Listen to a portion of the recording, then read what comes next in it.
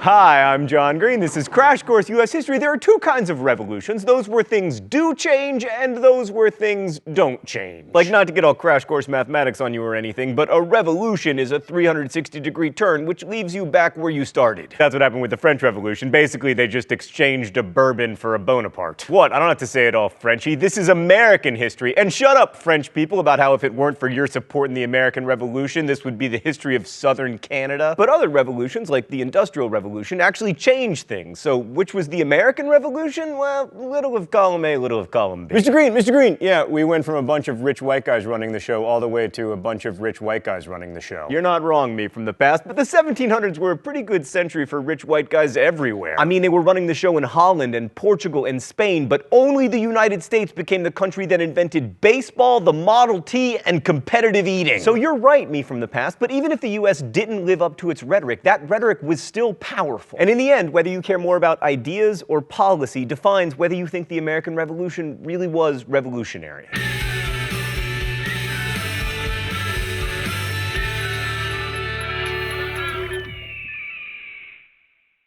All right, let's start with the War for Independence. If you've been watching Crash Course, you'll know that we're not big on gratuitous war details, but we're obligated to tell you something about it. The main strategy of the British in the Revolutionary War was to capture all the cities and force the colonists to surrender. And the first part of that strategy pretty much worked. They captured Boston and New York and Charleston, but all the colonists had to do was not quit. I mean, they had home field advantage, knowledge of the terrain, easier supply lines, and Mr. Creepy Eyes down here. So while the British took the cities, the Americans, or Continentals, held onto the countryside. The most famous battle of the war was probably the Battle of Trenton, where Washington was like, I'm gonna cross the Delaware on Christmas morning. He had a funny voice. Everybody knows he had a funny voice. It's famous. That's a made-up fact. Don't put it on your AP tests. What do I know about Washington? Well, I know he had a funny voice. Washington surprised a bunch of Hessians, which was a pretty impressive victory, especially since he'd just come off a string of defeats. But he wasn't able to turn it into an all-out rout and ended up having to spend a miserable winter in Valley Forge. But remember, generals always get to eat. But the most important battle, at least in the north, was not Trenton, but Saratoga. This was a major defeat for the British, and while it's often put forth as an example of the superiority of the continental fighting man, the British mostly lost because of terrible generaling. The French would eventually bankrupt themselves helping us, which would lead to their own revolution. As thanks, we named our most important food after them. In the south, the country-city trend continued, with the British taking Charleston, but then continuing to lose smaller-scale battles and be harassed by guerrilla-style tactics. The key battle of the war in the south, because it was the one where the British surrendered, was at Yorktown in 1781. Lord Cornwallis made the brilliant tactical decision to station his troops on a peninsula surrounded on three sides by water filled with French ships, and the British lost the war. So what did this all mean for actual people? Well, Americans like to think that we all pitched in together and got rid of British tyranny and lived happily ever after. Also, that the Continental Army was the bravest, most loyal, and most effective fighting force in human history thanks to the leadership of George Washington. But actually, well, yeah, let's go to the thought bubble. Morale among Continental soldiers was often pretty low. Rations were poor and soldiers went unpaid. As Joseph Plum Martin, a soldier from Connecticut, wrote, they felt they were starving in detail for an ungrateful people who did not care what became of us. And many other colonists didn't fight for independence, they fought with the British. Others were pacifists, like the Quakers, who often had their property confiscated when they refused to fight. And in colonial America, of course, losing property also meant losing rights. And for slaves, the so-called fight for freedom was very different than it was for Continental soldiers, because loyalty to Britain in the war could mean freedom. In 1775, British Governor Lord Dunmore issued a proclamation that granted freedom to any slave who deserted his master and fought for the British. Something like 5,000 slaves took him up on the offer. And in addition, many slaves saw the revolution as a chance to escape. Boston King left a cruel master and later wrote, I determined to go to Charlestown and throw myself into the hands of the English. They received me readily, and I began to feel the happiness of liberty, of which I knew nothing before. 100,000 slaves are estimated to have fled to the British. Now, many slaves were returned to their masters, but more than 15,000 left the U.S. when the British did. And it's worth remembering that the British Empire abolished slavery in all of its territory by 1843, and without a civil war. Thanks, Thought Bubble. So Native Americans were also profoundly affected by the Revolutionary War. Generally, they wanted to stay out of it, and the colonists mostly wanted them to remain neutral too. Like the Continental Congress was eager to remind the Iroquois of their history of neutrality, writing, "This is a family quarrel between us and Old England. You Indians are not concerned in it. We don't wish you to take up the hatchet against the king's troops. We desire you to remain at home and not join on either side, but keep the hatchet buried deep. Right, well, many of the Iroquois fought for the British anyway. The Oneidas joined the Patriots fighting against the Iroquois. Sometimes there were divisions within tribes themselves. Like with the Cherokees, younger chiefs tended to side with the British, older ones with the Americans. And it should be mentioned that, unsurprisingly, American troops were particularly brutal to American Indians who fought for the British, burning their villages and enslaving prisoners contrary to the accepted rules of war. And if the American Revolution was really about, as Thomas Jefferson would have it, the inalienable rights of life, liberty, and the pursuit of happiness, then the Indians were definitely the losers because they didn't get any of those rights. So we know slaves and Native Americans didn't get much out of the Revolutionary War. How did it go for women?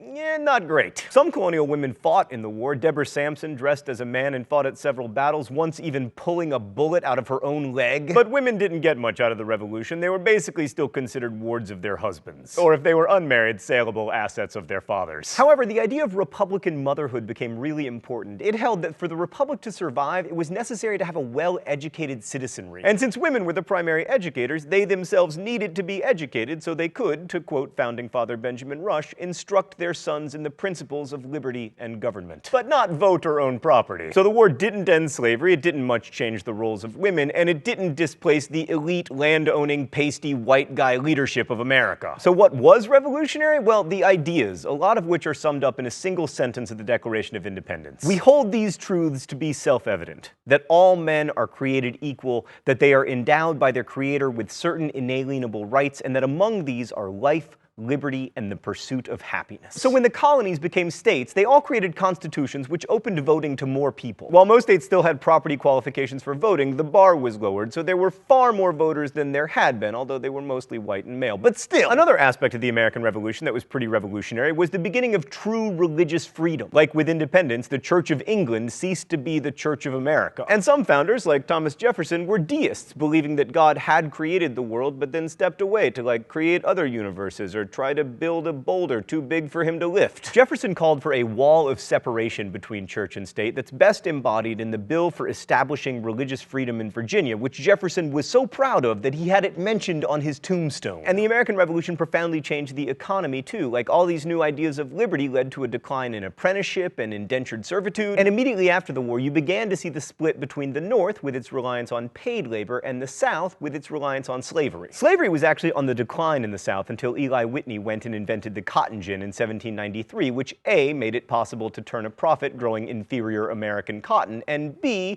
reinvigorated slavery. Yay, innovation. Oh no, it's time for the mystery document. The rules are simple. Mystery document, get it wrong. Shock pen, get it right. Woo! An equality of property, constantly operating to destroy combinations of powerful families, is the very soul of a republic. While this continues, the people will inevitably possess both power and freedom. When this is lost, power departs, liberty expires, and a commonwealth will inevitably assume some other form.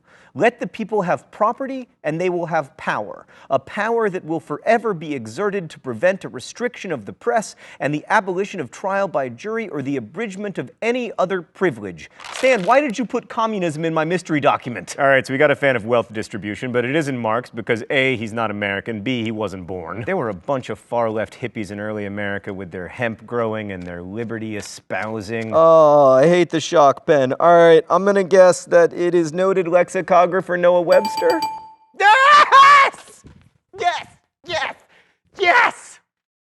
Yes! Nailed it! Yes! Stan, that was the best one ever. That was my biggest victory to date. So it's worth remembering that some early Americans proposed a vision of liberty that sprung out of the idea of equality of property, which is very different from the way we imagine liberty today. But ideas of liberty, as diverse as they were, are really at the heart of what makes the American Revolution revolutionary. And that brings us back to slavery. The most common complaint among American high school students is that the revolution was deeply hypocritical. I mean, how could this guy write that all men were created equal when he himself held held slaves and had kids with one of them. And even crazier, American colonists often referred to themselves as slaves because they were denied the right to have a vote in Parliament about their taxation. Now, some people recognize that it was a smidge hypocritical to claim to be enslaved by British taxation, while they themselves were actually enslaving people. But very few made the leap to say that liberty should mean freedom for the slaves. One exception was James Otis of Massachusetts, who wrote concerning America's slaves that unless they were free, there could be no liberty. What man is or ever was born free, if every man is not? But most of the founders, including this guy and this guy, were the cream of the colonial elites, and so they held slaves and made arguments against abolition. Like many historians now argue that Jefferson was trying to condemn slavery in the Declaration of Independence, but without slavery, he wouldn't have had his amazing life. I mean, if he'd been working, he couldn't have designed Monticello or stolen all those ideas from John Locke. And speaking of Locke, Locke equated liberty with property. And a revolution based on securing property against tyranny couldn't very well turn around and take slaves, who after all were considered property. I mean, Jefferson once calculated that his slaves gave him a better financial return than his real estate investments. That being said, there were many and frequent protests against slavery. The most vociferous protesters were often African Americans, and in the northern states at least, their pleas were heard. Between 1777 and 1804, all states north of Maryland got rid of slavery, although most did so at a very slow pace and were careful not to deprive slave owners of the value of their property. Like as late as 1830, there were still about 3,500 slaves in the north, and on the eve of the Civil War, there were still 18 in New Jersey. New Jersey! So the number of free people of color in the US skyrocketed. There were fewer than 10,000 in 1776. By 1810, there were nearly 200,000 free black Americans. So in the end, real change came, as it usually does, not through a revolutionary event, but through a revolutionary process. To me, the really novel idea that emerged from the American Revolution was of American equality. Now, obviously, this was and remains a vastly unequal social order, but I'm talking about the kind of equality that Gordon Wood described in his famous book, The Radicalism of the American Revolution. The idea that no one American is inherently better than any other. Prior to the Revolution, and certainly in Europe, there were definite classes of superior people, usually determined by birth. I mean, people knew their place and they were expected to be deferential to their betters. But all that talk of freedom and inalienable rights introduced the idea that birth wasn't destiny and that all people should be treated with respect. And the idea that no one should be denied the opportunity to succeed because of who their parents were catalyzed change not just in America, but around the world. And while the US no longer leads in equality of opportunity, that early American idea that we are all equal in our capacity to reason and to work became the foundation not just for the American Revolution,